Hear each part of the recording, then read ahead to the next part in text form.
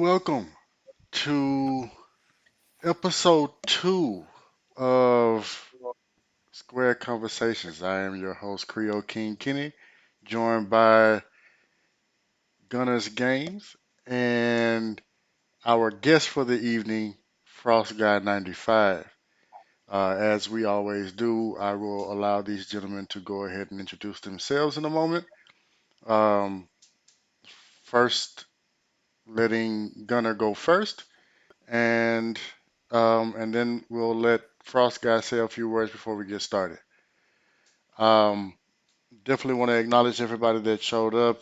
Uh, I do appreciate you guys coming through and joining us for uh, our second episode. Gonna take it away. I am Gunner's Games, and I know it's not obvious, but wrestling fan, die hard, and I'm just happy to be here. I appreciate you. I appreciate you. Frost. That's good. Frost Guy 95. Um, Again, very happy to be here. Glad you reached out and wanted me to do this. So I definitely couldn't pass it up. I made time. Told Java I was like, yeah, I'm taking a little bit of an early day today. But I Uh, see in the chat Sims. But I'm just very happy you asked me to have. Very happy you asked me to do this with you today. Of course, Gunner's a genius too, so good to learn a thing or two. I appreciate it. I appreciate it. It's I feel like the wrestling fan community, either we are quiet or we are a dying breed. Um, it, I didn't realize how many of us were still around until Twitch actually. So it's pretty cool to see. Um, I have to ask you this: the one question that we always ask people when they come on. When did you fall in love with wrestling? Whew, man. I know for the longest time I wasn't allowed to watch it. My older brother, he was always allowed to watch Monday Night Raw back in the day.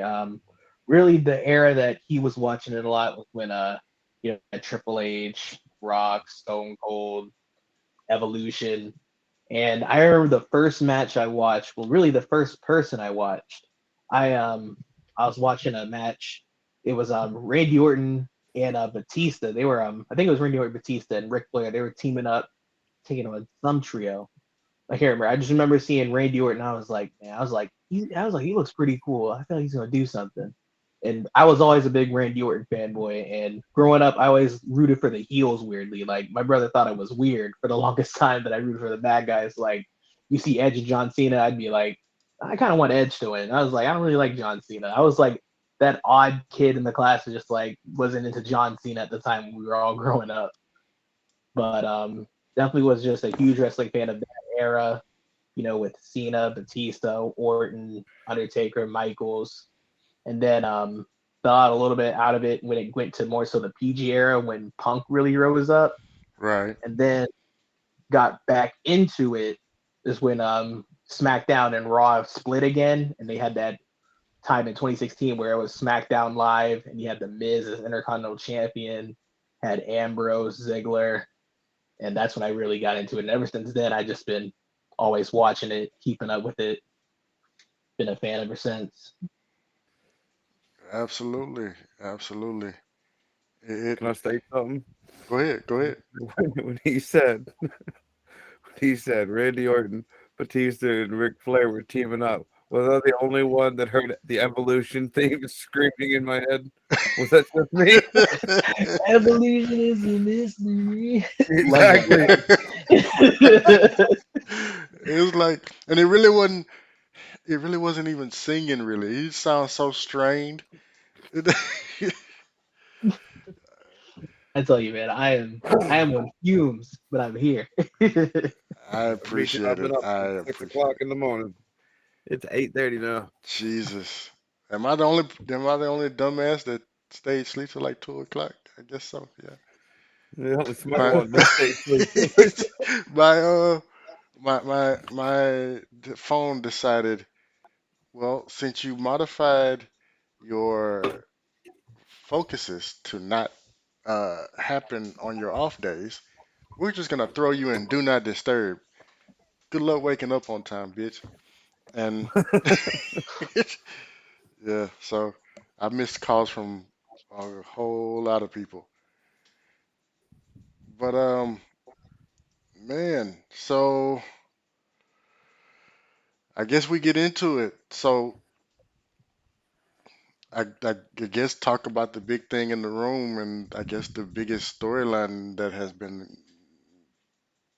accumulating all this time, Roman Reigns. Uh, it was it.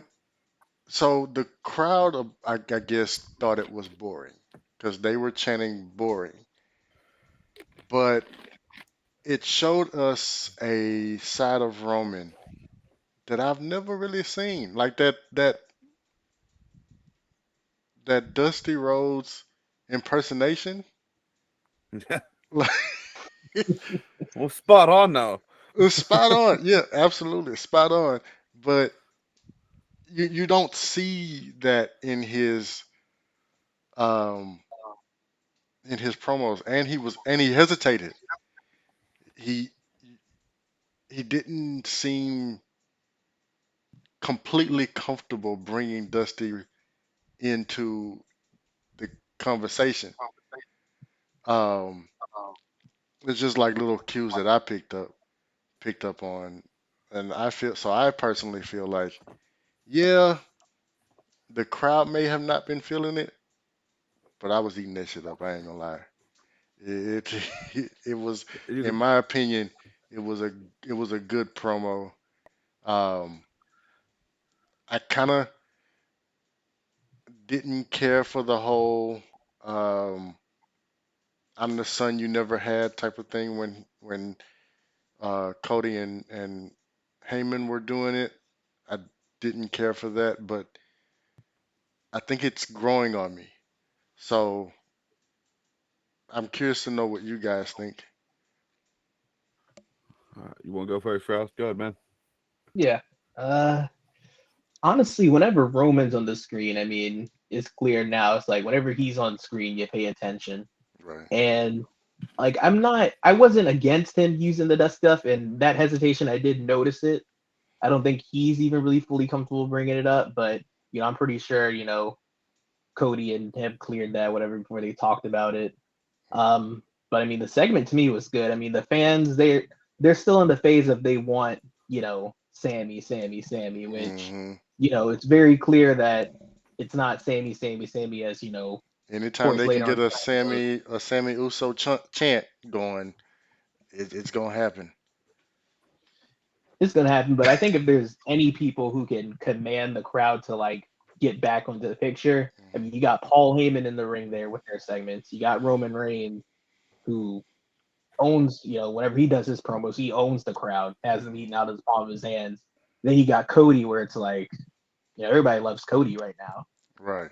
But I think it's a good segment. I think it's a good little build up to them ramping up a little bit more, which of course with the previous Raw and the SmackDown, it's like that burn starting to pick up a little bit. Hmm. And I think they did good with this segment to kind of get that whole thing going. I kind of like the angle they're going with, like the whole son you never had. I Right. think that's pretty solid, but I think they're doing a good job of kind of keeping it still vague of like, will Cody actually do it or will he not do it? At Well, least how we I see it. at this point we all know that like, or the general consensus is Cody's walking away with the belt.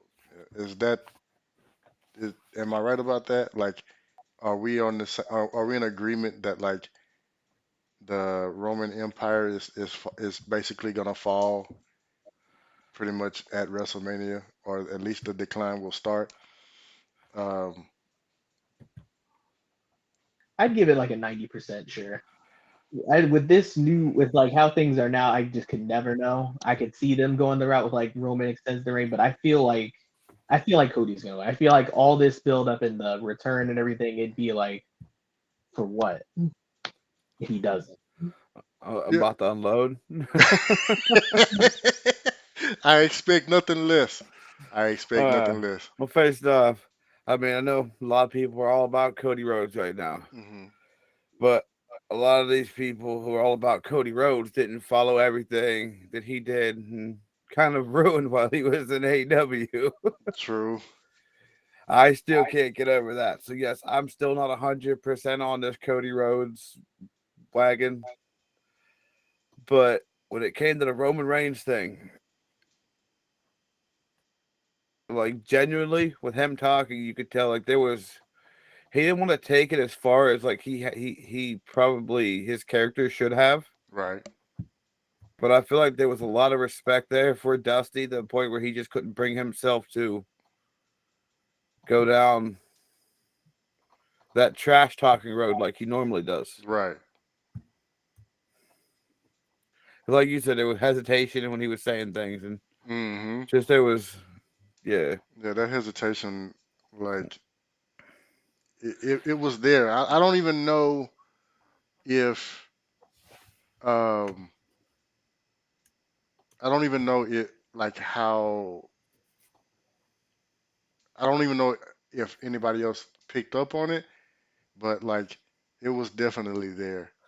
And he tried to he kind of tried to big brother Cody, kind of like John Cena did when him and when uh uh Roman and John were cutting their promos, and Roman had gotten stuck, and John was like, "Hey, you want to hang with the big boys? It's called a promo, son. You got to learn how to do it." And so and so there was a moment in that promo where uh Roman was like, "Hey, it sounds like that was excellent. Sounds like you have been rehearsing that all week." And it was kind of like a nice little callback uh to that feud there, where obviously the tables have kind of turned, and Roman's the on top guy now. Another thing I wanted to add to that is when he said, like when Roman talks, you kind of have to pay attention. Hmm. I'm not gonna lie, I've been tuning that motherfucker out for 2 years. 2 years. The so motherfucker comes on and I'm just hearing elevator music. so you are the one that, if I'm understanding correctly, does not care for the work that Roman's doing right now. Oh no, I love the work he's doing. It's just I'm sick of it being repeated. If you haven't noticed his whole process of everything that's going on, Hmm. it's the same thing week after week after week. After about 12 weeks in of the bloodline cheating for him to win the belt, I kind of expect it every time. So I just kind of, when it comes down to the matches, like I'm not 100% invested. Like, oh my God, is he going to lose? I'm like, no, I call it before it happens every time. I Well, mean, to be honest, go ahead. but one other point I wanted to bring up though is like you mentioned how like those weeks on where the bloodline was going. You kind of go back to it until Sammy really got inserted into things. It was getting a little stale at a point. It's like, it's kind of like that whole same old, same thing after thing. It's like, it needed a little bit extra. It needed a boost. And then Sammy comes in. It's like that like outside presence that shakes up the norm. That worked. Hmm. Because I mean, I'm with you there. It's like it was getting kind of redundant for a while. It's like, okay, Roman wins, gets help, holds the title, cool. Yeah, it for for them to feel like Sammy is not um, WrestleMania material. Sammy is what I would say saved that this program. Like he, they, the audience that even the audience that doesn't care about the bloodline at all were rooting for Sammy. You know what I mean? Like it it became, and I said this last episode, the crowd themselves, um it didn't matter which one of them was out, which one of them were cutting a promo at the time. It What you heard over everything else, even as Roman was talking, was a Sammy Uso chance or the Sammy chance. Like I still to this day want one of those Sammy Uso shirts or honorary Uso shirts. Like it it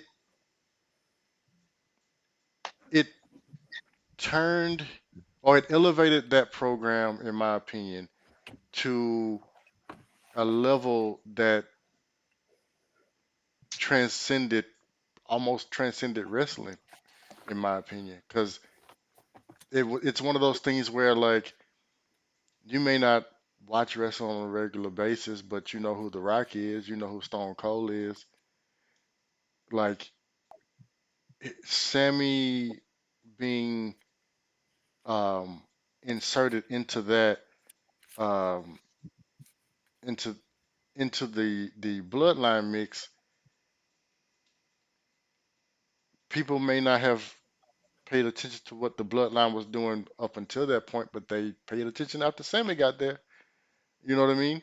So he was a like I'm pretty sure what you guys are saying. He was a breath of fresh air on in that whole program. Definitely. Yeah, like perfect timing when he came in. Right, right, right. What's up, Raver? Oh, and the fact that he literally could make any one of the bloodline break character Oh, that, every single week. for a while, that's why I was watching to see who was gonna fuck up next. And see, when he when never he got Roman because Roman was allowed to laugh, so you couldn't tell whether or not he was breaking, but he broke Paul Heyman. He definitely broke Jey Uso all the time.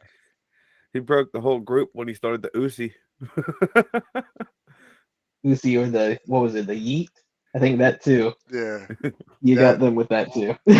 that broke both of the Usos. You know who I haven't really seen break? Solo. I saw Solo. Solo. I saw Solo break when the Uzi thing started. When he was like, "You not feeling Uzi?" And like Solo's whole face was just you could see his face twitching. He wanted to laugh so bad when they came back to him. he was like rubbing his nose, but you know damn well he was cheesing under his hand. I was like, yeah, no, he got him. Yeah, that Uzi thing, Jesus Christ. Um, I guess we can pivot into Rhea and Charlotte. Um, what do you think? What do you think they're leaning with Rhea and Charlotte? Uh, I still think that they did the exact opposite of what they should have done. Is my problem with the whole Rhea and Charlotte thing? What they did here is Hmm. Dominic got so much time. It's like, where's Rhea? Right, Dominic got so much time on the segment. It's like, look, if you want the focus to be Rhea and Charlotte, it's just the thing that bugged me the most. It's like Dominic is there. It's like, are they trying to make him like? It's like, are they trying to make him serious, but he just comes off of a comedy and they just run with it, or what? Because I mean, nobody's taking Dominic seriously. I mean, come on, the whole prison Dom thing, like nobody's taking that seriously. And it's just yeah, like Rhea, like just the Rhea, the whole judgment thing. It just feels like it's just spread out too thin. It's like they're trying to finish up with this whole Edge thing, and they want them to be all together for that. But then now Rhea's over on SmackDown trying to face Charlotte. It's just like it's just kind of messy. right, right. So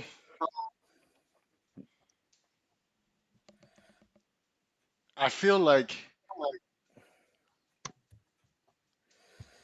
in order to do it the right way, they needed to separate, not necessarily separate, but apply some distance between Rhea and and Dom. Um, Mm-hmm. I get the whole mommy thing, but we're so close to Mania now. Like either shit or get off the pot. You know what I mean? Like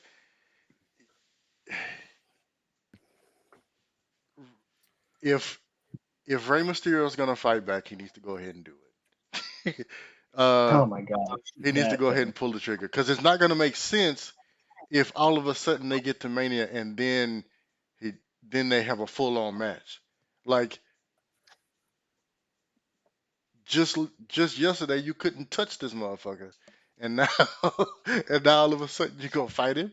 Uh, like I I I, I appreciate the slow burn, but goddamn, like it, you can't give us a slow burn and then rush the shit day of. You know what I mean? Um, Yeah, I mean, it you can't have a slow burn without a spark. I well mean, that's true too. where's the spark? Cause now it's like Dom has never since he's been wrestling. Dom has never won a match on his own. Finn has. Uh, uh, uh, um, Damien has. Rhea has. Dom has never won a match on his own. So if you're gonna put him like outside of the fact that Rey Mysterio is his dad, that's the only reason this works because he's not a viable threat. The man has never won a match. Like not on his own. Usually what happens is one of them, mostly Rhea, comes in and gets involved and then he wins. Um, before that, Ray was doing the heavy lifting, and most of the time they lost. All So, right, so all like right. he's not a threat. Like, and then the whole he goes from being Eddie Guerrero to spending one night in a holding cell, and all of a sudden, 3 hours. Three well, hours in a holding cell. he he spent 3 hours in a holding cell, and now all of a sudden this motherfucker's Conan. Like I don't I don't understand. Uh, it All right. it's stupid to me. I'll They need. explain it all. Okay, go I ahead. got you. Go ahead. See, here's what's gonna happen. Everybody, just so you know, I'm gonna steal Paul Heyman's line. This is not a prediction. This is a spoiler. Okay. It's gonna come down to WrestleMania. Rhea Ripley's gonna get injured. The prettiest female from prison is gonna have to show up. Dominic Mysterio. He's gonna become the new women's champion.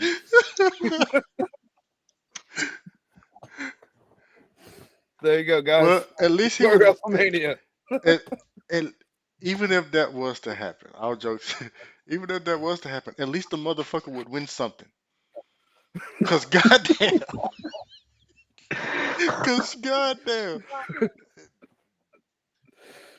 win a Get your match. That's all. corner, I will. Like outside of your dad being Rey Mysterio, why are you here, son? Like, how did you get the one contract that motherfuckers have been vying for damn near a lifetime? What makes you so special? Why is it why are you worth the money that they pay you? Because even if you look at his in ring work, some of it's really good. A lot of it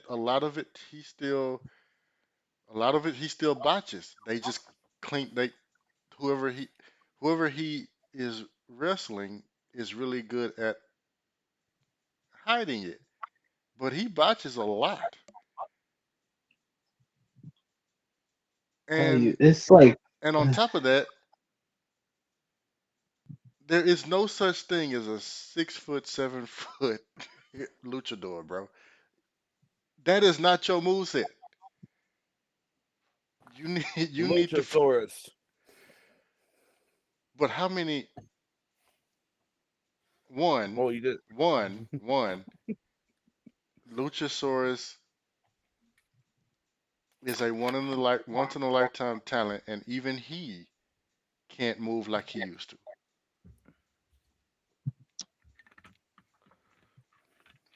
So, like, that's not a good argument in my book. Uh, before like, we talk about Dominic any further, because I can't with Dominic. It's just like it's WrestleMania season. Rhea Ripley's in the match, and she won the Rumble. right, Charlotte's the champion. They've got to put a focus on Rhea and Charlotte. Like, start referencing the matches that they had back right. when Charlotte Hmm. won the Rumble and challenged for the NXT title. Like, they're not even calling back to that yet. It's like even when they did the promo, Rhea barely talked, and Rhea can do promos. Right. Rhea's really good on the mic. On the mic, she's bad. And nobody doesn't like Rhea does. I mean, my personal opinion, she's one of my favorite females on the mic. Hmm. Hmm. Just further goes to show why I would have been more into it if it was Rhea and Bianca and then Charlotte and Asuka. But instead, we did the exact opposite. It would have. I feel like it would have been better. Um, Definitely the other way around because Asuka has a legitimate beef with Charlotte. You took my streak, bitch. I You. was so mad about that. We're not talking about that. We Yeah, don't leave. bad memories. We don't have enough Bad time on memories. screen, bro. Sat there for like what that mania was like 9 hours. Sat there for like 6 hours to watch that happen. Like what's going on? And then the motherfucker that takes the streak get beat shortly after that. So like, like, Oh yeah, because wasn't it the why? Friday after? Didn't Right, Carmella cash in right, like very soon after that? right. Like Freaking for Carmella. fucking what? Why did this have to happen? I don't understand. And then she went into a funk and I know I just said we weren't gonna talk about this, but now we're My heart. but like god damn it. Then she goes into a funk and you let Oscar continue to lose. This is the motherfucker that kept her streak from NXT into the main roster, and just because this motherfucker's last name is Flair, this is who you choose. Woo. Oh boy. I appreciate the alert, Fathom. I appreciate it. But yeah, it's Jesus Christ, bro. Like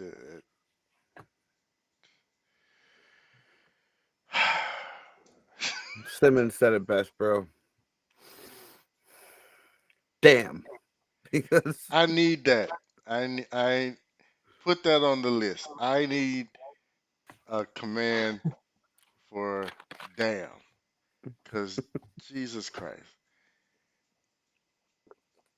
like. But going back to Rhea and Charlotte,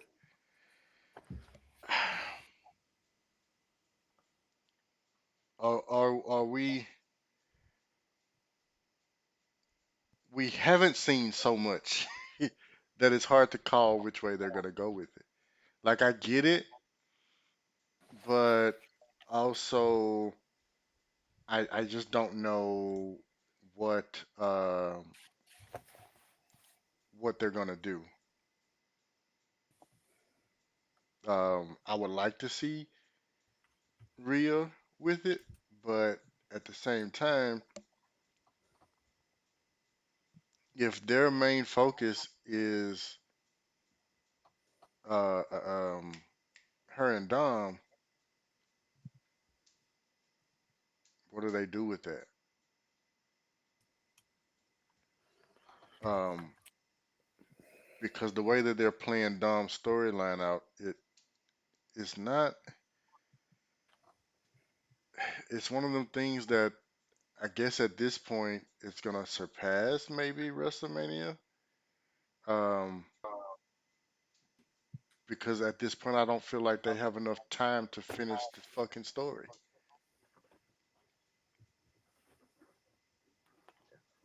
Yeah. I don't feel that that is the main focus of it. I think they just. I feel like what the mistake they did, the misstep, is that they put the spotlight on Dom when the spotlight should have been on Rhea. And they let Dom talk too much for Charlotte. I mean, for the whole Charlotte and Rhea interaction. So I don't think Dom's the main focus. I think it's just like if we want Rhea to be serious and be this serious contender, Hmm. kind of push Dom to the side a bit. It's just the spotlight is on Dom too much right now. That's what I Right. really, really hated the segment on SmackDown. It's just too much Dom, not enough Rhea. And it's like it's Mania season. It's not like we got weeks and weeks to go. Like it's Right. right around the corner. We need more Rhea Charlotte interaction. I feel Definitely. like the Dom story is dead in the water. I mean, I feel like at this point, just cut bait. Find a way to separate them because right now, like you said, the focus needs to be on Charlotte and, They're doing a like you said, disservice to that feud.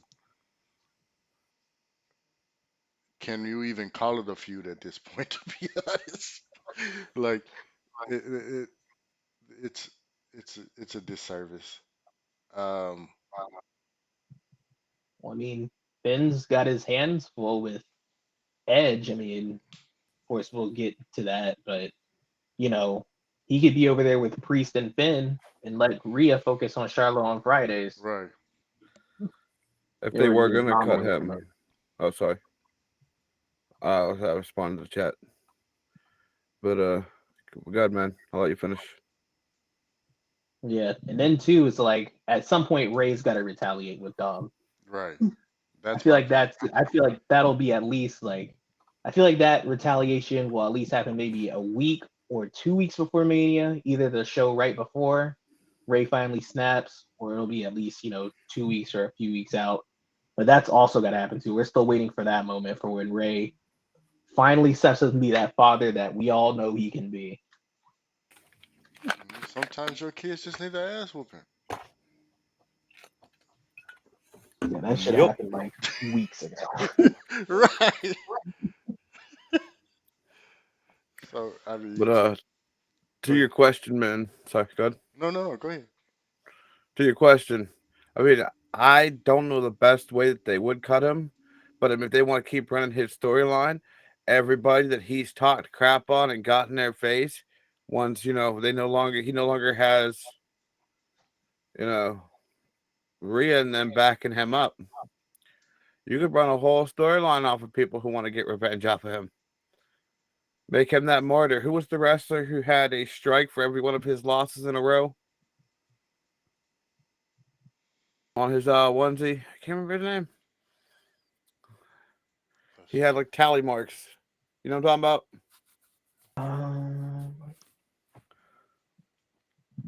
you talking about who Hmm. had like the longest losing streak, or Yeah. wasn't that Yeah. Hawkins? Yeah, it might have been Hawkins. But I can't remember. It was so unimportant in my mind that, yeah, he was just buried every match. But yeah, no, you can use him for that.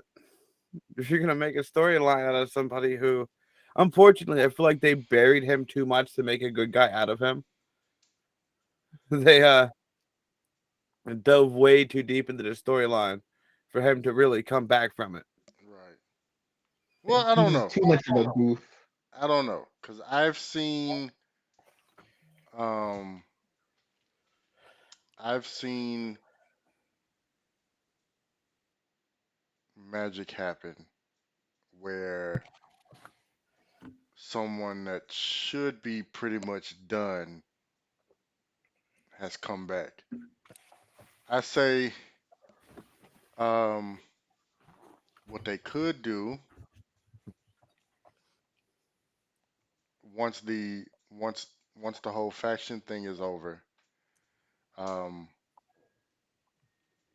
send him to NXT, let him play around in NXT for a while and then bring him back later. Um I think his I think he would benefit from it because NXT is like an academy, and be honest, he could use some polishing. Um, and not the type of polishing where he's training with his dad all the time. His dad is great at what he does, but for Dom's size, that style isn't made for Dom. Dom physically can't do what his dad does. So he needs to find his style, not a rip of Eddie Guerrero, not some fake ass, uh, uh, uh, uh,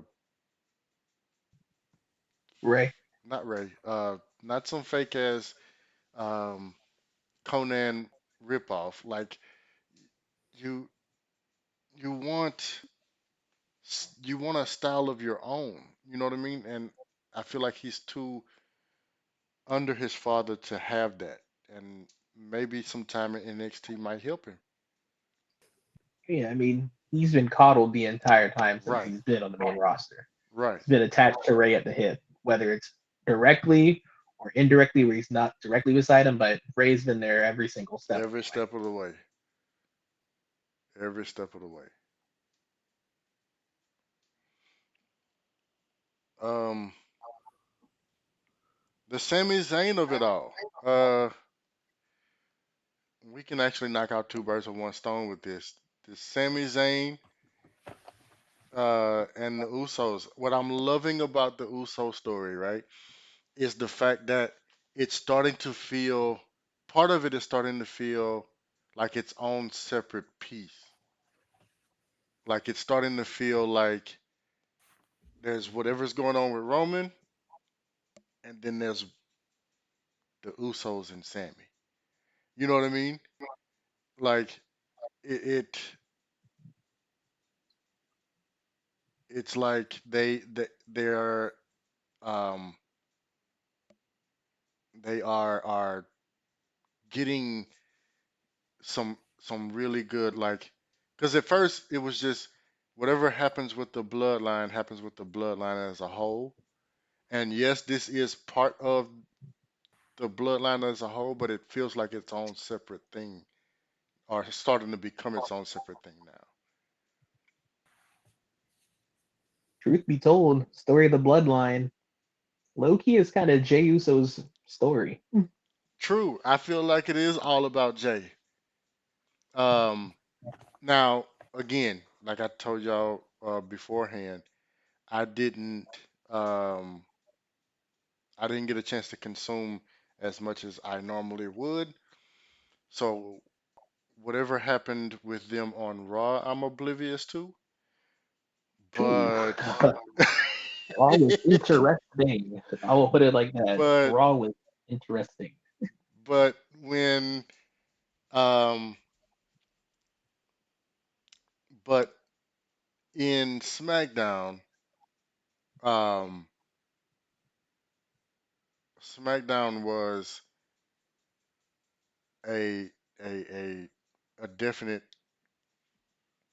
feels like that's where it started to feel like it was its own separate thing outside of the bloodline as a whole. Um, I love the work that they're doing um, with the interactions between like the Usos and Roman. Um, it it's great to be honest, and like the whole you are your brother's keeper thing that they did on SmackDown, where you would think that Roman will be pissed off at um you'd think that Roman would be pissed off at Jay, right? Because Jay's the one doing the shady shit, but he's pissed off at Jimmy. Like his patience is running thin with Jimmy. Jimmy's the one getting in trouble because of what Jay is doing. Um, and just how the crowd is just eating up Sammy. That's chef's kiss, bro. Like it's great. What did he say on Friday night? He said, "Did you get a hold of your brother?" And he's like, "Yeah." He said, "What is it?" He said he needs more time. Is that what he said? No, he Right. actually said, "Leave him the fuck alone." I was like, "Yo, you know damn well Roman was seeing red." Like, no. I wanted to see the aftermath of that. I'm mad they cut it there because I wanted to see what Right, happened. I right. was actually invested in a Roman storyline for the first time in a while. I was like, yeah, you know Absolutely. what?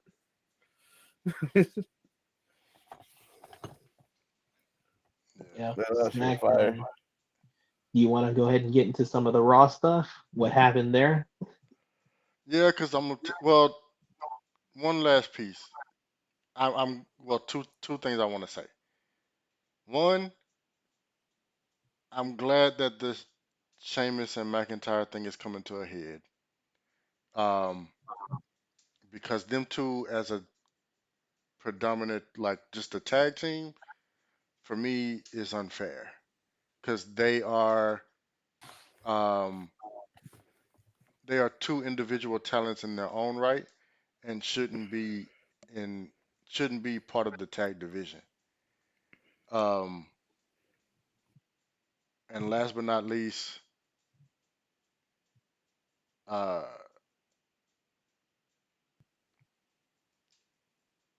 Lashley and Wyatt.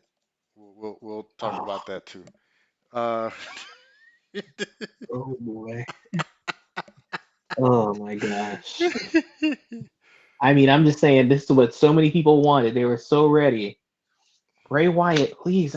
I need Bray Wyatt back, man. I miss Bray Wyatt so much. Like, what the heck have we been watching for like the past 3 months? Like, what is going on? Like, I just like the so whole segment with Lashley and Howdy is just like it just fell so flat for me. it It's did. like It did. it just fell so flat. It It's it like it was like it was missing that something. You know what I mean? Like that. It was missing. It's like you frying chicken and forget to season it or some shit. Like it was cool to see how they come in and whooping up on people, but then he takes a move, lights go out, and he's gone. hmm, Um, You didn't see Bray at all.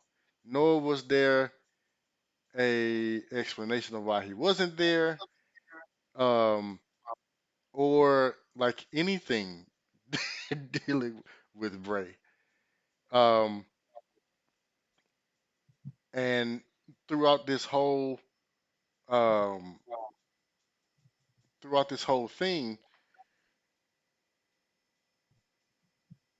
when did Howdy become a minion? Like Howdy is the motherfucker, if you believe the story, that would wait till you get out of the ring, walking backstage and fuck you up backstage where there are no cameras, where they, you know what I mean? Like so to just show up and start manhandling somebody and then turn around and end up eating a move from Lashley, I felt like it kind of made him look weak. They've never once stated that it's going to be Bray Wyatt versus Lashley. They've hinted towards it. But how do we know this isn't going to be Howdy coming out as Bo Dallas and this being Howdy versus Lashley? I mean, they got to bring him into it somehow.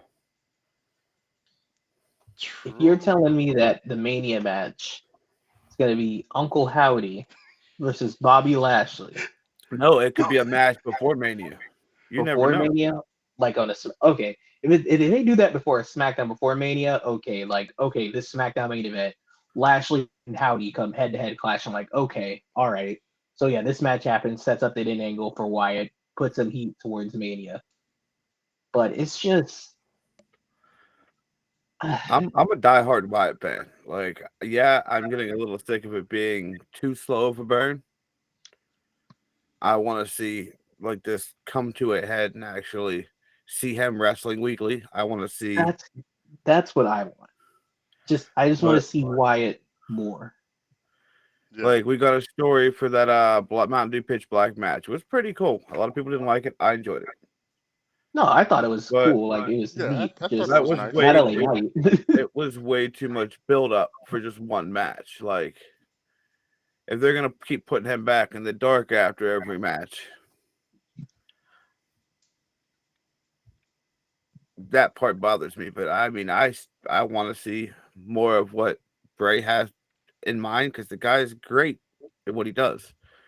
The guy can tell a story. I mean, look how long in the making that Fiend was. That was what 10 years of cryptic messages that all literally led back or led up to the Fiend. Hmm. I don't want to wait 10 years to see where this is going to go. Right. Right. It I don't know, bro. It needs something. Well, it needs Wyatt. We need more Wyatt on the screen for this to work. It's like he's like kind of like what Gunner was alluding to. It's like we need to see Wyatt more weekly. It's like Hmm. that's what this needs. It's like it'll just be Lashley just talking, and then so they saying, "Where you at, Bray? Where you at, Bray?" It's like we need more confrontation, more like Wyatt. Like if he is going to be there, talk to the screen or something. Right. Do Right. that. That I was bothered about. That they literally used an old video and just slapped Bobby Lashley in it and did the Muscle Man dance over again. Like Yeah, that was trash. you could That have came up with something. that If you was were gonna redo the trash. Muscle Man dance, at least redo the video. Don't just take the same video and repost it. That's like that Yeah, guy on Facebook who only releases one video every 5 years. It's the same video being reposted. Just something new, bro. Yeah, I only say that because I have an uncle like that that drives me nuts.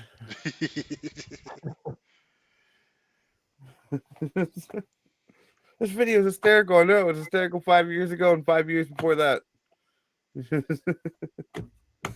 Fix What are your they timeline, doing with bro. LA Knight, bro? Like it, the potential is there, but like what's the plan? Like you I have he's really great. He's good on the mic. His delivery is nice. He gives you that kind of like old school feel because his style is that of a marriage between like Rock and Stone Cold. But like, what are you doing with him? Like, he's just there for like no reason. For all of that, you could have left his ass in NXT where he was doing pretty well. You know what I mean? Like, I mean, I think his last feud was with what Grayson Waller. That was entertaining right, between him and Waller. That is entertainment to him right. because I like Waller a lot too. But with LA Knight, it's like I don't even know what to say because he just loses a random match to Kofi.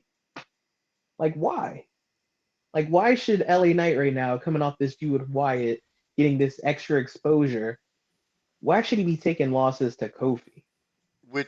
New Day are. Which the feud between him and Riot was like it started off rough, but ended really well. Like, and then you follow that up by this? Like, what the fuck are you doing, bro? Like, I mean, I get that they need to give Kofi a push, but there are other places to give them a push after bringing them back from NXT.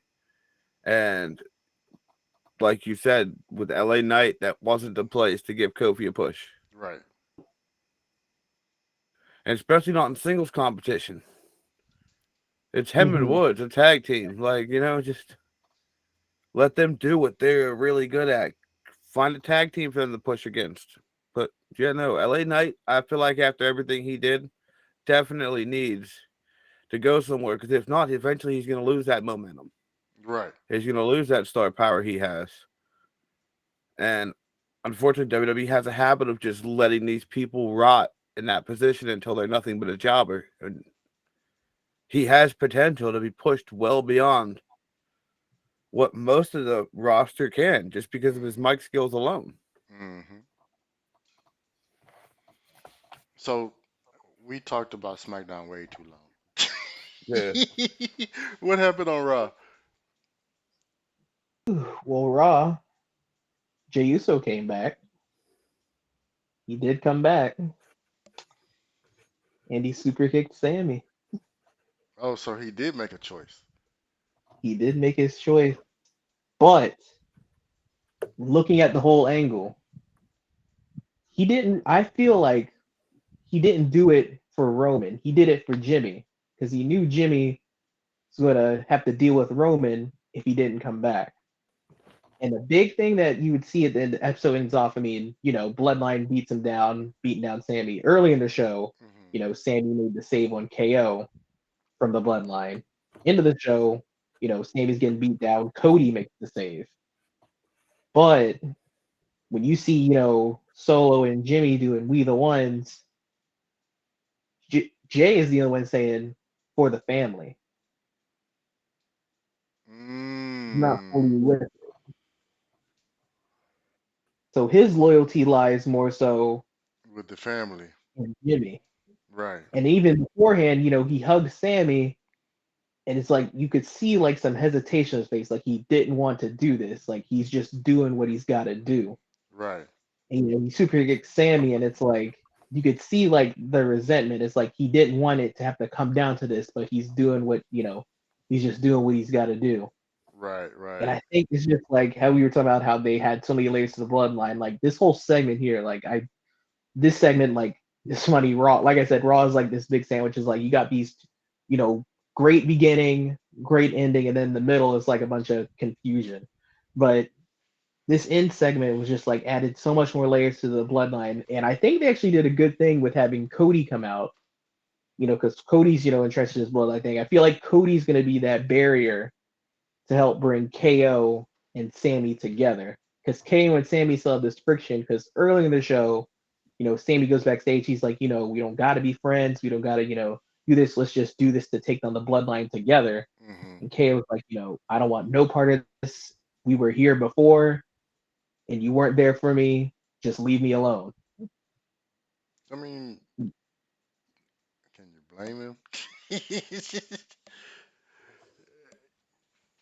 Yeah, I get it. It Yeah, while you guys are covering this, I'll be right back. All right, all right. All right.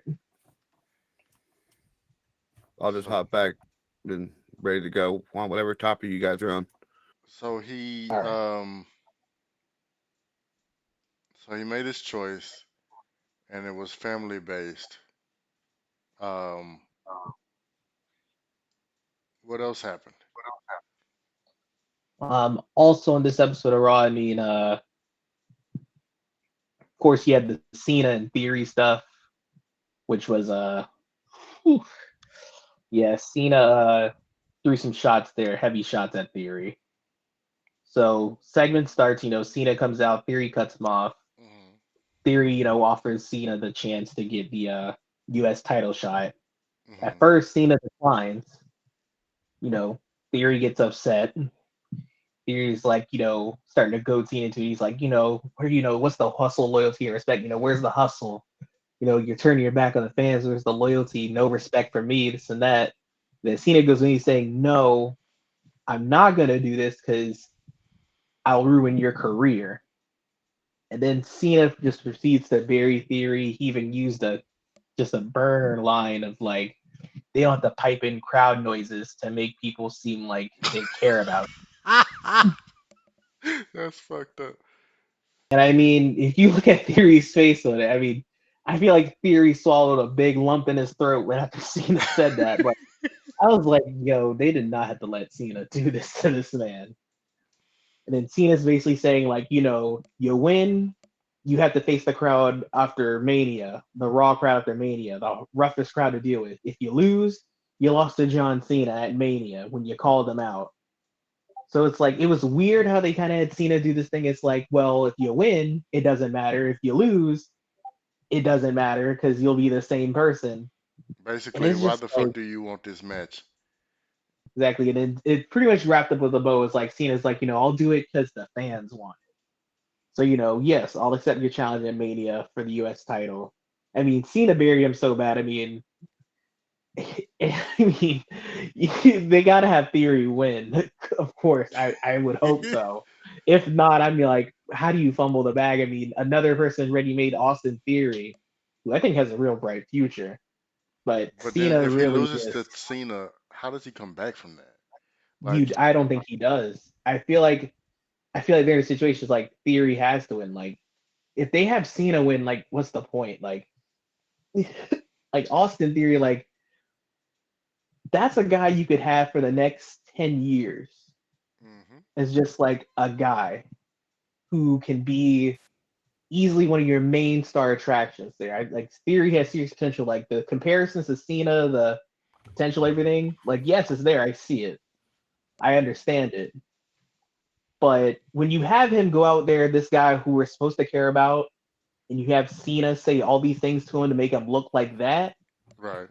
I was confused by that. Like the shock factor and memorability, like memorableness of it. Oh Hmm. yeah, like you'll remember that scene. Probably like, oh wow, he said that. But it's like at the same time, you're dragging down your future prospect who's going to be there for years and years to come, not the guy who just comes up every now and again to get a little ratings boost. Right. Right. And so I also think that if this, because we also know that this is probably Cena's last match. Like the prospect of him retiring after this to not have to answer the fans' call, especially since Vince, it seems to be very high on the let's sell this shit bandwagon right now. Um, I don't see um, I don't see this being something where like if they have Cena go over on Austin Theory, that don't even make good business sense.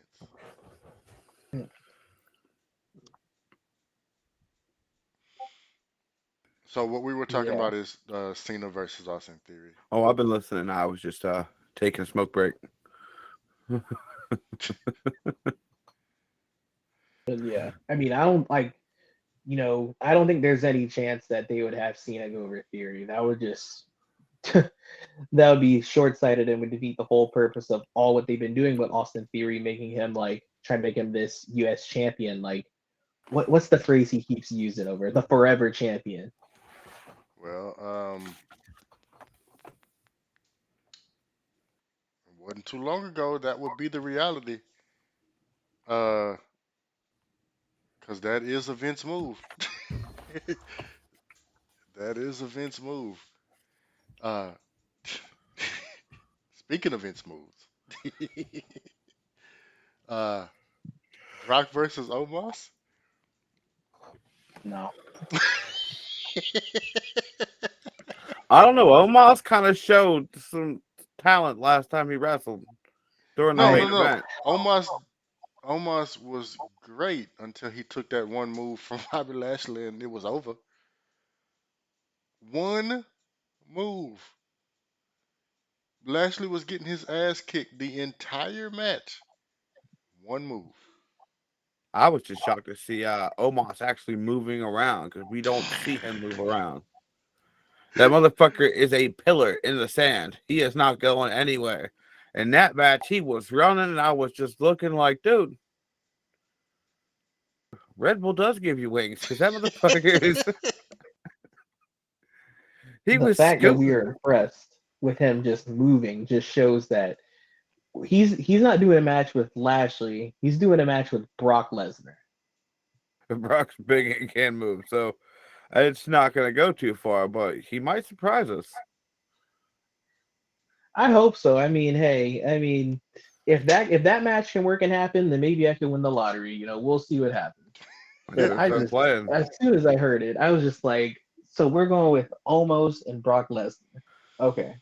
Well, That he was that's supposed to go definitely up against. He was supposed to go up against Bray Wyatt, but Oh he gosh. turned it down. I'm glad I'm glad he did because that doesn't work for Brock. That doesn't work for Bray. I just don't see that. that doesn't work for Yeah. any of the parties involved. No. Um, that's just a bad idea all the way around. Um, yeah, that just doesn't work. That'd be stupid. In my opinion. I Um, mean, with Brock retiring, just a push, but you got to find the right person to give that push to. well, that's true, but Omos is I not. mean, Omos is definitely not Brock. No, it was rumored they were trying to get Brock to face Bray. They said Gunther, Now, almost. I mean, now him giving a nod to Brock giving a nod to Gunther would have made I would more have loved sense. that. That would have made more sense. Like I still think that should be probably Brock's retirement match since they fucked over Keith Lee, but we're not gonna talk about that. no, we're gonna talk about something else with Keith Lee in a minute. Two. Oh, another thing on Raw that I forgot because it was a lot. Logan Paul knocked out Seth Rollins. Logan Paul knocked out Seth Rollins. Yep, punched him and knocked him out. The one lucky punch in their segment. Miz was the mediator in their segment, which how it was set up, I feel like Miz is gonna get involved to get Logan Paul the win. I feel like Logan Paul's actually gonna beat Seth Rollins. No, Logan Paul's definitely going over. And I feel like the Miz is gonna be involved in that finish in some way. Because how they kind of positioned it is like Miz and Logan are kind of like on good terms, buddy buddy again. But yeah, he punched Rollins and knocked him out. And Rollins and like he threw the mic onto Rollins. I'm impressed with Rollins. You get a mic thrown onto you. Mic's not like a light object. No, it's not. Rollins was And standing there like just the like he way was unconscious. Like you can tell they're heavy by the way they sound when they hit the ground. Like he dropped it on Rollins. Rollins didn't budge. Like you didn't see him move at all. He just was like done. That's wild. Kudos to Rollins, man. Right. After all this stuff for Rollins this past year, this man needs a good run at some point in time next year. But you know what Rollins has shown us? Rollins has shown us that you could do anything to him, and it will not fuck up his career. Mario boots. Funniest thing. As soon as I saw those boots on the internet, I was like, Seth Rollins got to wear those. Sure enough, the Raw that Monday wore those dang boots. I'm trying to see. I'm trying to The find out. Astro Boy boots. I'm trying to find out how he got a pass so fast because, like, the shit literally Wait, those are just actual boots? yeah. Yeah, They cost like Fucking 300, like three fifty. $300. Yeah, 350, almost $400. 300. If you resell them now, though, they're worth like, over a grand. It's crazy. Yeah, I'll pass. A hard pass. Hard pass. Did y'all see the I like video Luigi that was better going anyway. around where people were trying to like you can get in them motherfuckers, but taking them off. So they suggest you get a half size bigger or a full size bigger because you try to take that boot off, that junk stuck to your leg. I thought that was just like some gimmick boots that he made and brought. I didn't realize that No, was actually a thing. no, It's an actual boot. fucking who made them Mischief boots. shits? Mischief. Mischief. That's the brand. Yeah, that's a legit fashion boot, bro. Like that. The Yeah, like fucking celebrities are fashion. wearing them. I don't want to live on this planet anymore. No, you guys can keep that shit. Colonize Mars, guys. Who's with me? That's There's a funny. few small things I just realized too with Raw. I'm sorry, I keep forgetting. It's set up to be a 6-woman tag match now. It's Damage Control versus Lita, Becky, and Trish. So that's set up now. I think they're pivoting away from Ronda and Shayna challenging for the tag titles. I believe Ronda's hurt at the moment. I believe she's hurt. Maximum Male Models is still trying to recruit Otis. Why are they still a Baron thing? Corbin.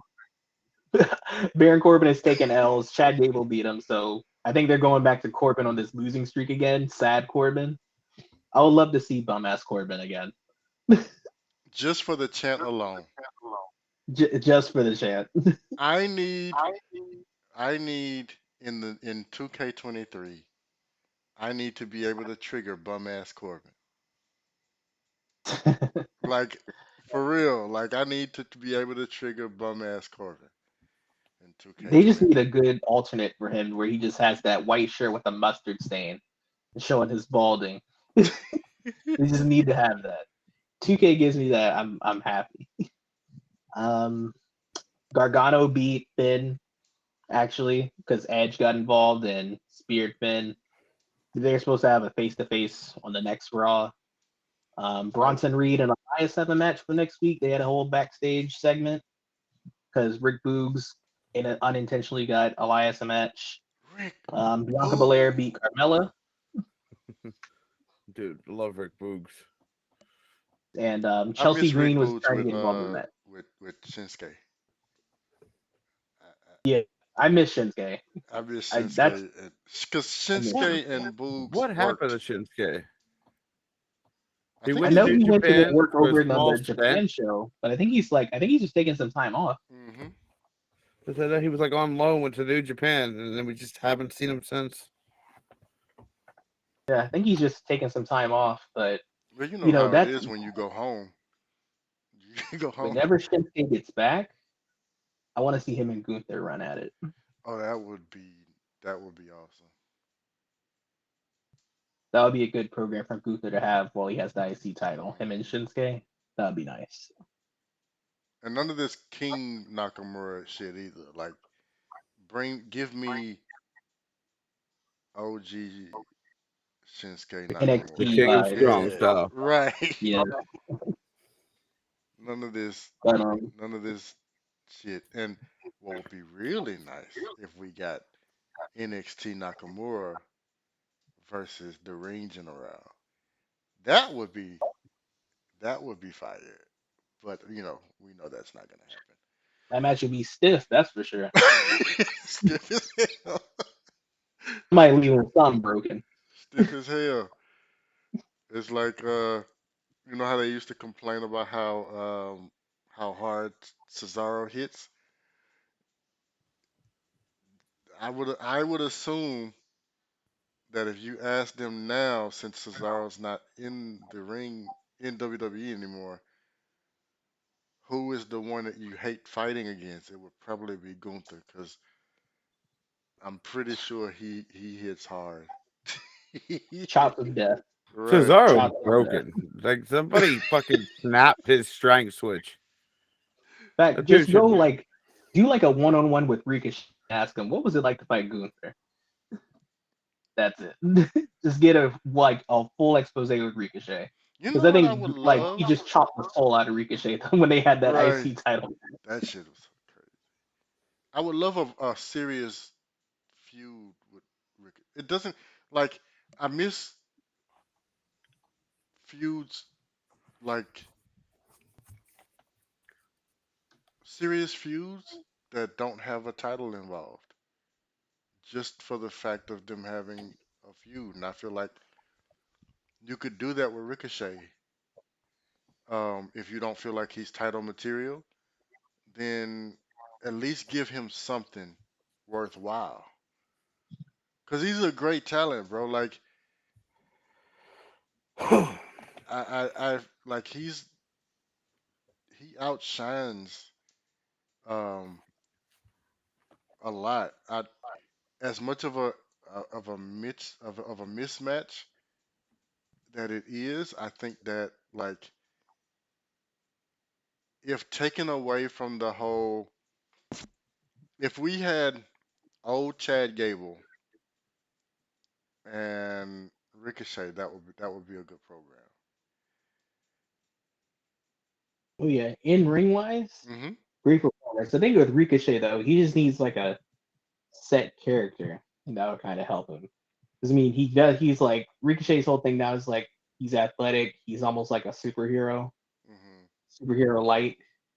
I Right. feel like he just needs like a deeper character, and then you can see more with Ricochet. Yeah. At a certain point, you need to put down the cosplay, bro. Very true. At a certain point, you got to put down the cosplay. Back will be good if you want to have like Ricochet shine or something. Have him do a best of seven with somebody like a Santos Escobar or like a LA Knight or something. Somebody like that, That where it would be makes nice. both guys look better. If you want to have like a nice little feud that's like doesn't have a title attached, Well, if they ever best of pull the seven, have them trigger, tear it apart for the match. if That's they the ever pull matches. the trigger on the new Hurt business, let Ricochet be a part of it, and then you can have him versus Phantasmo. You can have the Hurt business versus Phantasmo in a program. That could be interesting. I think they're trying to have that spot for Carmelo Hayes, though. I think that's what I've been hearing. If they're doing Mm, anything with new Hurt business, they want Carmelo Hayes involved. Which Carmelo Hayes, I mean, Carmelo Hayes is super talented too. right. Yeah.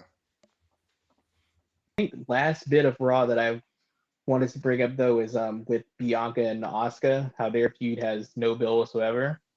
So on this Raw, Bianca's having a match against Carmella. For some reason, the past couple weeks, Carmella's been like in the focal point or right there in the picture of the title Hmm. picture. It almost looks like they're gonna find a way to have Carmella just shoehorned into it to make it a triple threat. I feel like that might be their little escape because it's like, oh, we don't want Asuka to lose yet with her new character. We don't really want Bianca to lose. So it's like we get Carmella in there to take a fall, then we can either go with Asuka winning or Bianca winning. But so they have this match, right? Carmella's getting a lot of offense on Bianca Belair. Your Raw Women's Champion, Bianca Belair. Carmella is Dominant getting, Bianca Belair. and Chelsea Green's at ringside too. Chelsea Green and Carmella are working together. So that they might be a whole tag team unit or whatever, however you'll have them be. So, Chelsea Green's distracting. Carmella's in position to try and get the win. Asuka comes down to the ring, does her blue mist thing. Carmella ducks. Chelsea Green gets enlisted. Bianca gets the win with KOD. She wins, of course. It's just she to me in that match. If you got the Raw Women's Champion, like why is she taking this much offense from Carmella? But it's like Asuka comes down, supports Bianca, her opponent, to get rid of Chelsea Green and Chelsea Green and Carmella. And then next week, Chelsea Green now is going to have a match with Bianca, which is just going to be that whole, oh, so now that Chelsea Green and Bianca had a match, now we're going to have a tag match with Asuka and Bianca working together. How will they coexist versus Chelsea Green and Carmella? It's just, this feud has no heat whatsoever. There's no spark. It's like both women's titles feuds just feel dead right now. And in this episode, everything involving Bianca and Asuka, it did no favors helping. Uh, I'm not interested, unfortunately, and I hate to say that because I love Bianca, but I am not interested. If you're a Carmella fan, though, this is the best time of year. This is the best Carmella But has looked who's in a like the past 2 years. but who's a Carmella fan?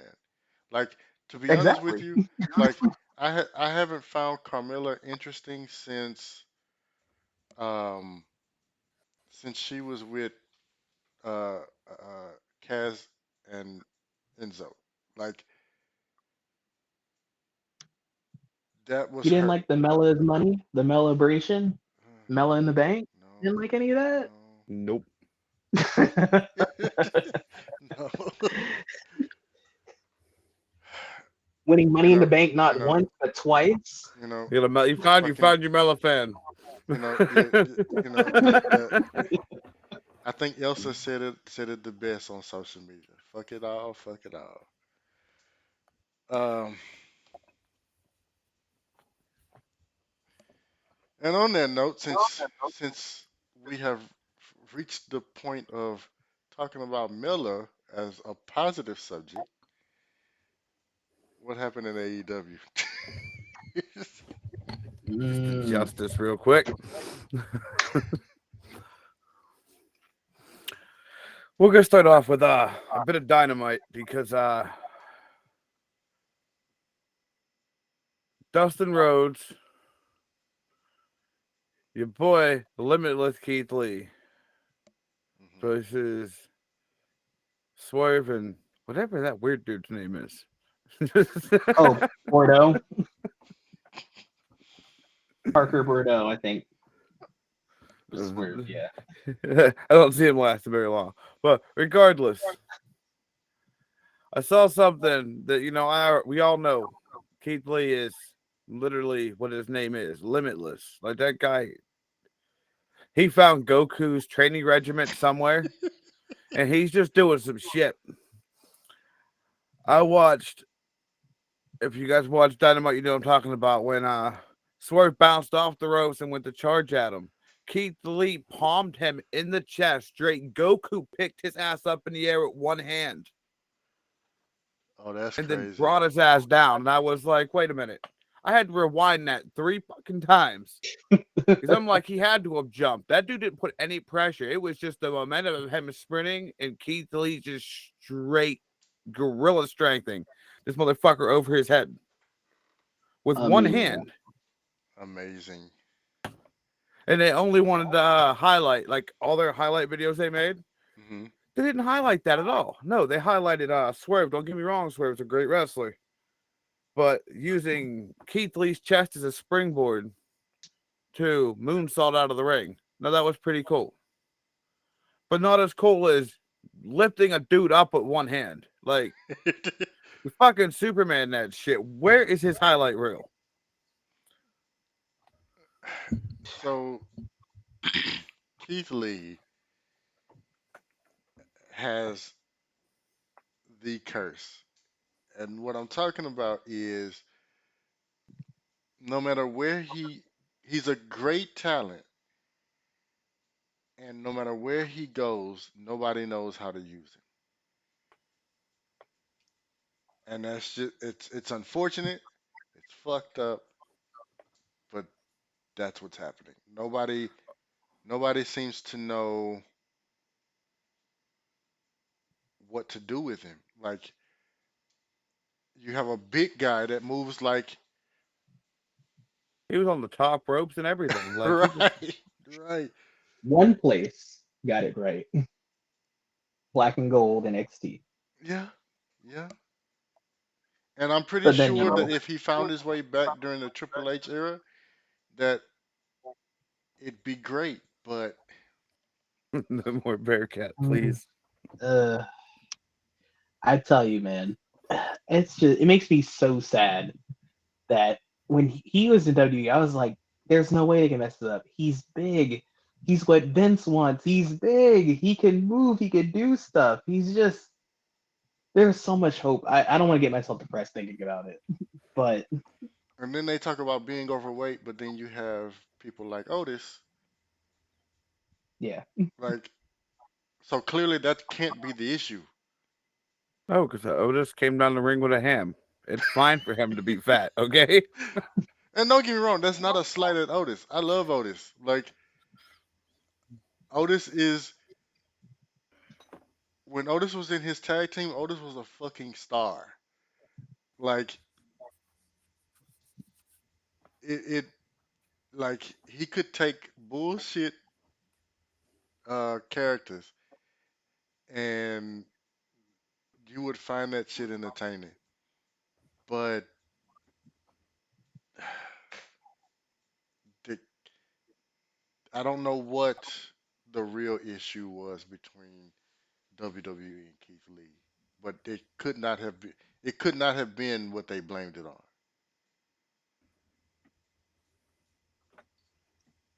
never say never in this business. We'll see what happens. But while he's in AEW, I think it would be a crime if Keith Lee is not involved in the. I mean, it'll probably end up being the TNT title picture, but it would be a crime if he's not involved in the world title picture with how good he is once he finishes up this stuff with Swerve. I mean, I'm just thinking of like you put Keith Lee against like Wardlow. We've seen him. I think we've seen him mix it up with Hobbs one on one before, But I need but a putting him I, up I with need a somebody I like need a Wardlow, proper feud between I him and was mad Hobbs. that him and Hobbs never came to a head. Yeah, that's what I'm talking about. I need a proper feud between him and Hobbs. I need a because they were proper just feud they were between involved in him the and tag Wardlow. stuff, and that was like offhand. Like, come on, Tony, you got all these toys. I need you to start playing with them. Like, Tell him to take him out the box, bro. right, right. How Like, much time do we have so I know how deep I can go into this pay per view? we have about 30 minutes, maybe. All right. So I'll try to make it quick because I know there's a lot that went into that pay per view.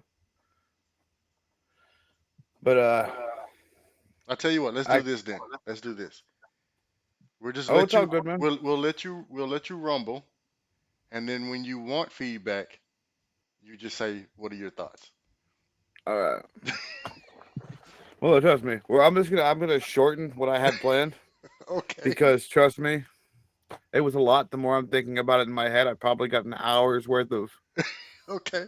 But we're gonna shorten it to just a few matches, some of the better ones. Hmm. Uh, your guys' opinion on them kind of stealing the buried alive match between Christian Cage and Jungle Boy. I, I know I thought Kenny it was didn't. done well. I I thought it know was done well, but I'm just not into Jungle Boy like that. I like Jungle Boy. We all know that. I'm very biased when it comes to Jungle Boy, but I still wasn't impressed with the match.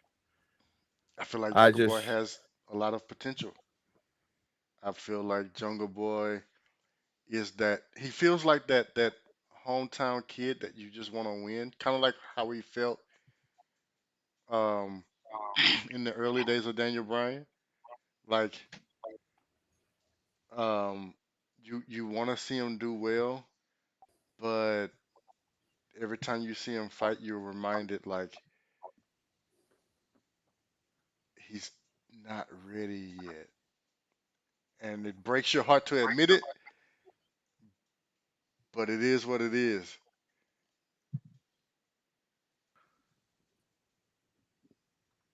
That's fair. I think the thing with Jungle Boy is like how you said with the not ready thing. Hmm. It's like I can see glimpses of why people love him and why they get into him. It's just for me, it's like I've seen it before and I've Right. seen it done better. Right. I'm being patient with it because I remember too that he's extremely young. Like Hmm. I don't even think he's 25 yet. No, he's like young, young. You know, like, he's still a baby. Hmm. So he's still young, and it's like, with a lot of these guys in AEW, where you think about it, a lot of them are really young like that. So it's like I'll wait to see as Jungle Boy's character evolves. But I think the match, it was solid. It was okay. Definitely wasn't the best match on the card or anything. But I hope this is the end of everything with Christian. Yeah, he needs to be able to move on. Um, he needs to be able to move on. If you are using Christian to keep him in that realm, because also Christian is a safe space, right? Christian is a business elder. he he he can hold your hand if you need it. He can make your mistakes look awesome. Um, it you know he he's great. It's just Jungle Boy. If he's ever going to get where we need him to be, Jungle Boy needs to be able to stand on his own 2 feet without Christian. I didn't know it was broken, Jester. I'm sorry. I don't know why it's broken. The man what he wants. He Don't wants make the him go Creole Batista Panther. on you. Give him what he wants. Are they all broken? What's happening? I'll never forget that segment. That thing. Oh my gosh, I had me dying when I first saw it. Give me what I want, Hunter. Give me what I want. When they went over it and somebody said they were gonna make give me what I want, what I really, really want, instead of tell me what I was dying. It's probably the best slap together meme I've ever seen in my life. Huh. They are broken. I don't know what's happening. I got to figure out how you give back points. It'd be under the when you go under your channel points, it gives you the option to view queue and you can give it back by hitting reject from there. I don't know if you can do it through OBS, but I know you can do it. Yeah, like for me, you can't do it on Streamlabs anymore, so I have to go back in and do it through the actual app, the actual website. It's a pain.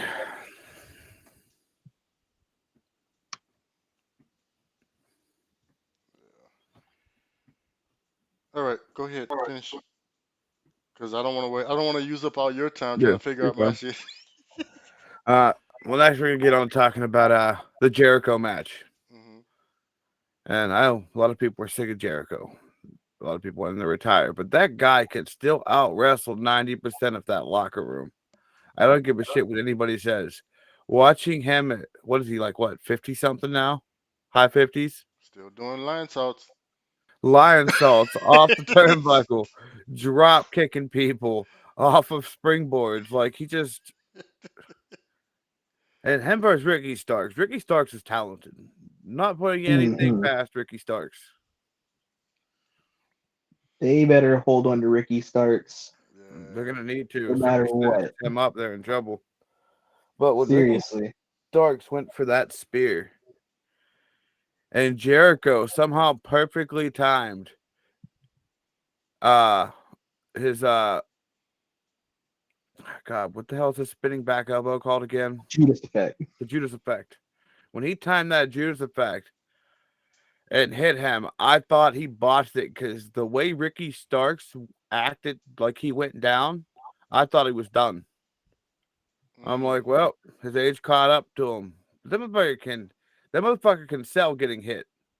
because I legit thought he was injured. I'm waiting for the refs to come down and check on him.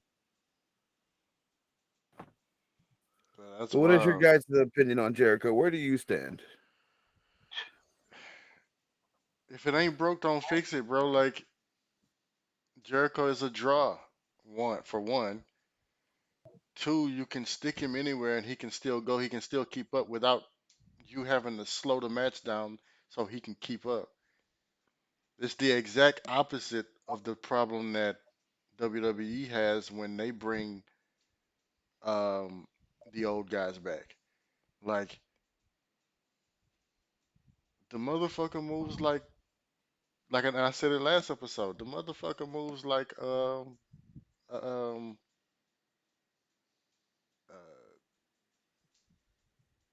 like our truth, bro. Like he he moves.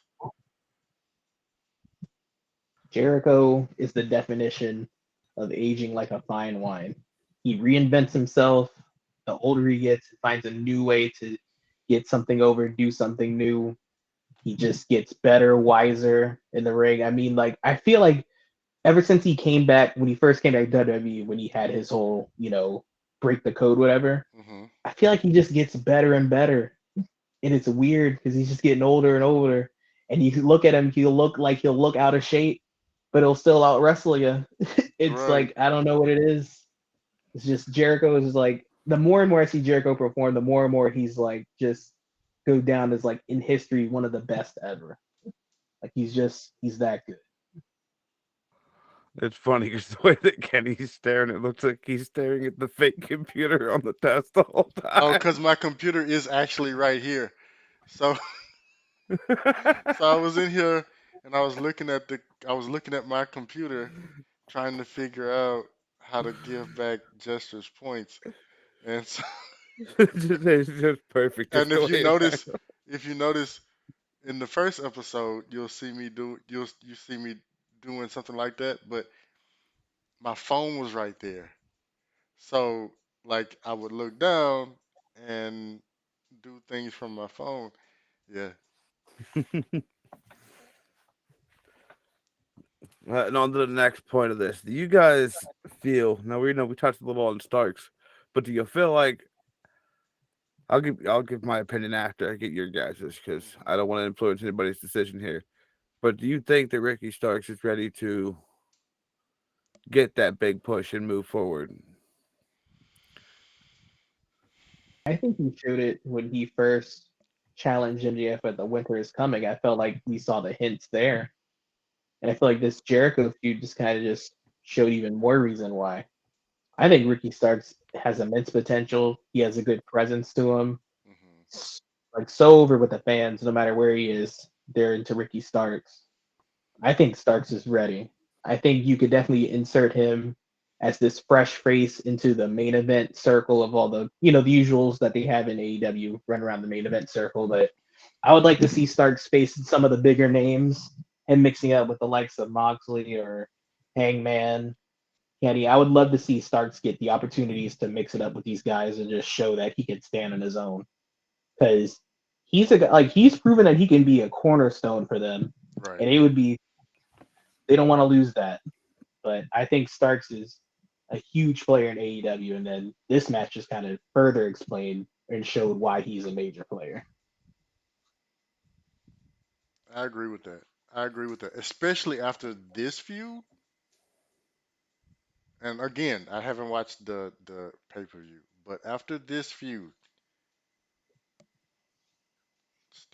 Starks is ready, and they kind of need him, bro. they like they they need something, and I feel like he's he he could be that. You know what I mean? Um, because MJF being a MJF being the loose cannon, it was fun for a while because it was interesting and it was like the most interesting thing that they had going because of the CM Punk of it all. But That time's gone.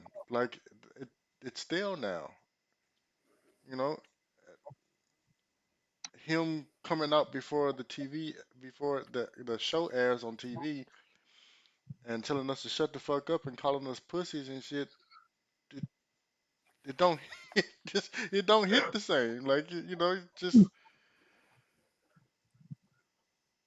we need something else. Dare I say it? We need Sparks. We need Starks. Both. What's up, Twitchy? I did see you come in. I appreciate you, brother. Uh, thank you for tuning in, my dog. No, my opinion is yes. I feel like he has the potential to get pushed up there, but I also feel like they need to give him a little more of a personality, like something to make him stand out, so he's not like every other wrestler when it comes to him on the mic. I feel like it's a bit bland. If they like let him work on a character, a gimmick, or something, I feel like he'd have the total package. The guy can wrestle. Hmm. I mean, I'm not saying he's bad on the mic. He's good on the mic. He just I'm not feeling the personality personally. I think that's fair to see him at the next level. See those little tweak things because it's kind of like what we were saying with what you call it? Who were we just talking about? I think it was what Austin Theory. I think we were talking about earlier. Yeah, it's kind of like the same thing. It's like that little extra, that extra polish to it. Right. But he's got a lot of tools. And what's up, Twitchy Five? How you doing? Now I know we're running low, so I'm gonna skip forward to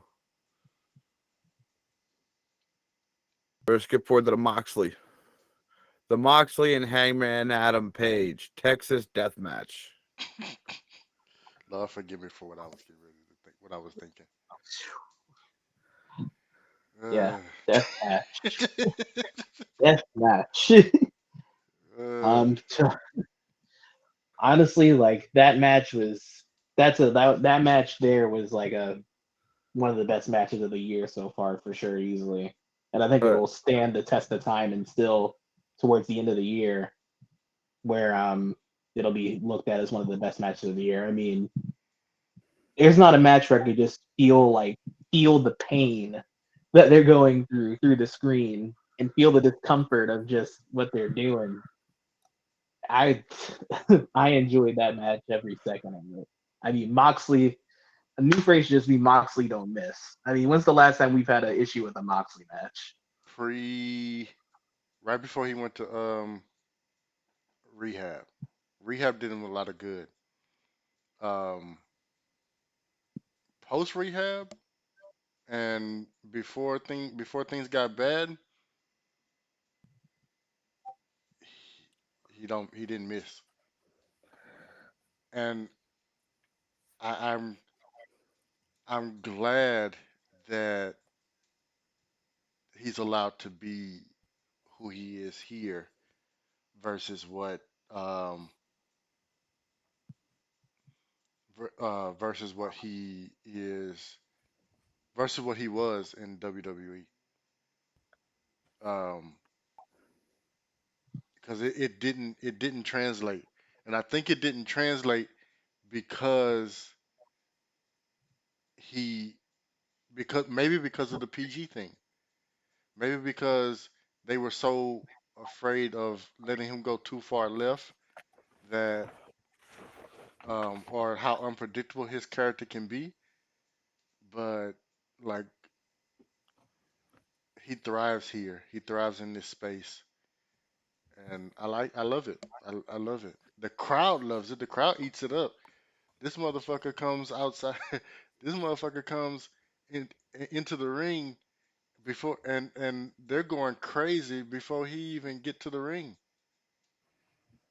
And all he does is walk through like all he does is basically the same shit he was doing with the Shield, walking through the goddamn crowd, and they eat it up every single time.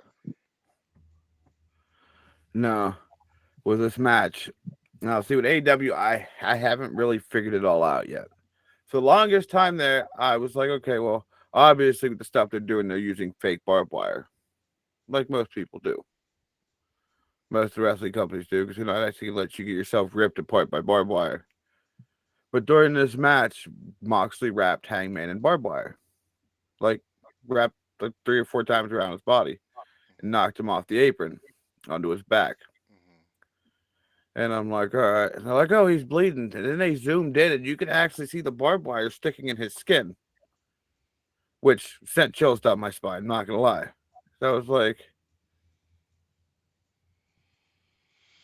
you're using actual like, how much are they paying these people? So understand. WWE is a, and I think I said this on the first show too. WWE is a TV show about wrestling, which is fine. The stories mean the most. That's cool. AEW is an indie show that just happens to be on TV. There is the That's difference. very spot on. That is very spot on. AEW is an indie show that happens to have a TV deal. So if you ever wanted to know what slumming it in the wrestling community looks like, AEW is going to show you what it is. They just happen to have a bigger budget than your traditional indie show, but they operate like an indie show. That's why we fell in love with it in the first place. It's just now they are realizing how much money they're losing, and so now they're kind of in panic mode. And the person that is over it doesn't know how to delegate, and because of that, because he's only one person and he's trying to do it all, it it's not working. But it's an indie show that happens to be on TV.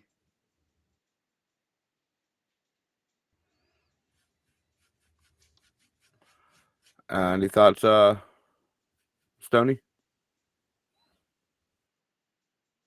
I mean, I can't really disagree with what he's saying. Although I will say that I wouldn't really call it indie. It's more like a super indie. Great, but well, you kind of said with a great budget and everything. But I think AEW does. People will say whether they have staying power or not. I think they've definitely shown they'll have staying power. I think it'll show too that I think eventually they'll get that extra TV time they need with this the massive roster they have. I mean, the ROH stuff starting is good for them, but I think with that extra exposure, with it isn't just 1 hour of Rampage, like almost similar to what WWE does, where they have at least 4 or 5 hours of weekly content a week. See, I don't. Nobody can tell me what wrestling company has staying power and which ones don't. And the reason why I say that is because Impact still has a TV deal. Impact still has a TV deal even through some of the shit that that they have done. If Impact can do it and they struggle for money, then AEW surely can do it with Daddy Warbucks behind them. Like it staying power is not what my issue is. My issue is I need them to run their own race. Stop worrying about what WWE is doing. Stop worrying about all these other promotions and focus on your shit. Don't go out and start buying up more wrestling promotions. Fix the shit you have first. The answer to your ratings is not another show. The answer to your ratings, and I'll say it again for the people in the back that didn't hear it the first time, the answer to your ratings dropping is not to create another show. It is to fix the ones that you have. Now, if you need a show solely based for ROH, fine. But you need to also delegate shit and stop trying to do every fucking thing yourself because it's not working. And the definition of insanity is to do the same thing over and over and expect a different result. The definition of insanity is when somebody comes at you with a barbed wire chair, you pull a fork out of your fucking pocket. That is the definition of insanity, my friend. That's all I have to say about that. Oh man. For those of you guys who don't know, Moxley pulled a fork out on Hangman Adam Page when he came at him with a barbed wire chair. I'd love to get into it, but I have one more bit of this show I have to cover. But just let that stew with you for a minute. The American Dragon, Bryan Danielson versus MJF. I honestly feel like it shouldn't have been an hour-long Iron Man match because both guys were pretty damn winded after the first 15, 20 minutes.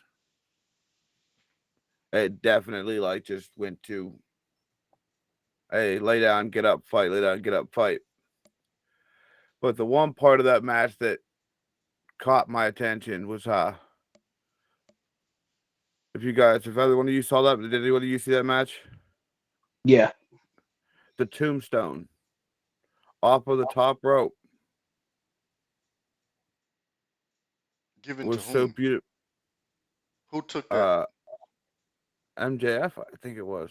Who took it? Okay, I was about to say not concussion prone Brian Danielson. They executed it so perfectly, tucked at the right time, like it just for that being a dangerous enough move as it is, was executed amazingly. Especially when you think about how much bigger MJF is than Daniel Brian Danielson. Like it's like Hornswoggle trying to tombstone the Undertaker. Like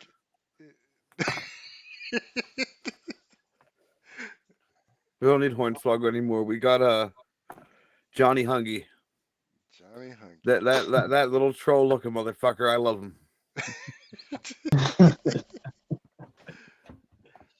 Johnny Hunky. Yeah, but you actually What's mentioned up, something, Gunner, Swell? that not a lot of people had said that I actually agree with. I do feel like the match, I mean, like when you say 60 minutes, like that's that's a tall order. Hmm. But I feel like you kind of hit it on the head there where it's like, it didn't need to be 60 minutes, because really they went at it, like just went at it for 15 minutes, and afterwards it slowed down a bit, and they did their spots with the drama, the near falls and everything. But yeah, I mean, as good as this match was, it was a very good match. I would say I was torn between which one I liked more, either this one or Moxley and Hangman. But yeah, I mean, I feel like this match could have accomplished just the same amount of stuff without the 60-minute Iron Man stipulation. And another aspect of that match that caught my attention. Apparently, they covered afterwards on when they did their after show talk, their wrestling podcast after with stars. Mm. But MJF, when they were fighting in the crowd, snatched a drink off of one of the women in the crowd and turned around and threw the drink at her kid. Yeah, I heard about that. Yeah. And Tony Khan was furious. yeah, you can't do stuff like that when you're supposed to be like when they think AEW, the world champion, you can't be doing stuff like that. And I feel like MJF pushes the envelope so much for like what's acceptable and what's not.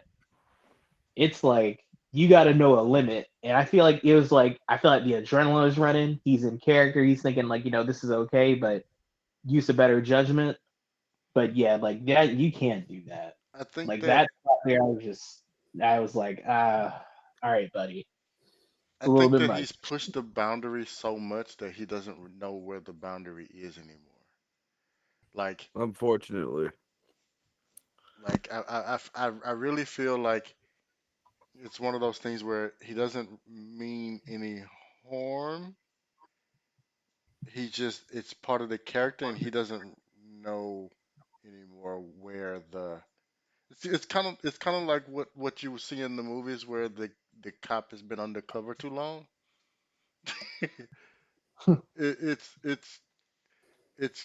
it feels like that. Um, but yeah, MJF is the heel. Like, and he lives that inside the ring and outside the ring. And when confronted about it by one of the people in the crowd who asked him, like, what was that about? And Tony's like, it wasn't supposed to happen. We talked about it in full before we came out here that that's not something that we can do. We checked on the kid. The kid will be coming to another show soon. And, all that. And MJF's like, the kid just looked thirsty. I'm like, what? Like, I get you got to play the villain, but dude, don't add fuel to the fire. Right. Just then turned around and ate a jar of pickles. And that was Yeah. that was that was his answer. Jesus I will Christ. say, I will say for the character he's playing and the little mannerisms and stuff he was doing, MJF, he is a douche. He is a douche, but you know, I mean, if you're Tony Khan though, like, what do you do with this? I mean, Like, what can you do at that point? You can't get rid of your biggest draw. You're already struggling as it is. yeah, Plus, you already threatened to fire him. Well, you already came to blows with him once, and you came to him and asked him to come back. So now he has that chip on his shoulder too. what is it? The bidding war 2024. There you go. There you go. But half the shit that he gets away with in AEW, that shit's not gonna fly in WWE. Oh yeah. It's just not. Now he'd have been on his out on his ass within the first.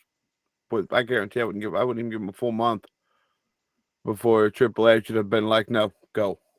Mm-mm. Yeah, that shit wouldn't fly, and because they already had one CM Punk, they're not gonna want another one, because that's how they're gonna look at it. You know what I mean? Um, Even though we know that that's not the case, that's how they're gonna look at it.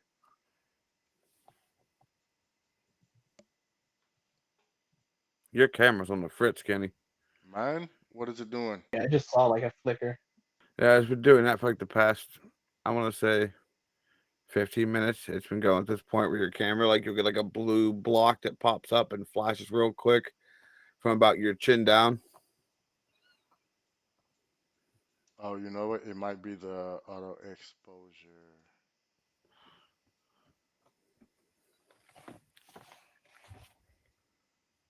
Yeah, that's probably what it is. I'm playing with some new software uh that I just downloaded minutes before stream. Hey, man, it's how you test it, all right? You won't know until you On the roll it job into the war training, zone. motherfucker. No pay. Yeah, But yeah, man. man, that's about it for AEW for me. I wrapped everything up with a nice bow.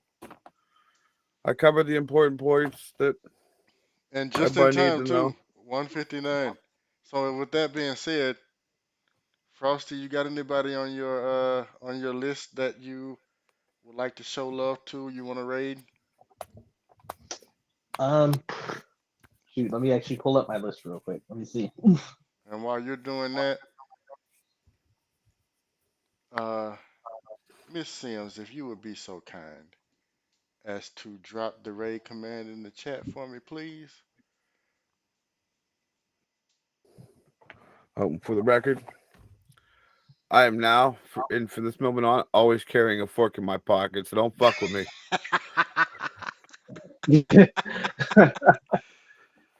Like, I hate to be the buzzkill, but shoot, most people who are on right now are usually looks like one of them's about to wrap up, so you can actually choose someone. I was Alrighty. hoping one person who was live while we started, he's already offline now. Let's see. I've been chilling in this one stream. He's been on for a while. But I kind of want to do it anyway. So we're gonna do it anyway. Uh, let's go on and let's go holler at Blue.